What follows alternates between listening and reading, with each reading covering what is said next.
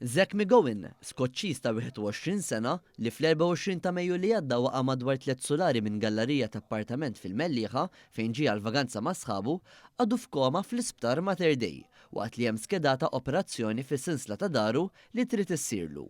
Dan ikkonfermaw il-ġenituri taż-żagħżugħ stess li tkellmu mas-sit tal-aħbarijiet Skoċċiż Daily Record. B'qalb maqsuma huma spjegaw li l-akbar uġġieħ għalihom u l-fatt li qatt hemm ħafna affarijiet li ma jafux bihom, partikolarment kif binhom spiċċa fqieħ ta' sodda jissielet għal ħajtu, waqt li t-tobba qed jgħidulhom biex ikunu lesti li jekk jgħix ħajtu mhux se tkun l-istess bħal qabel.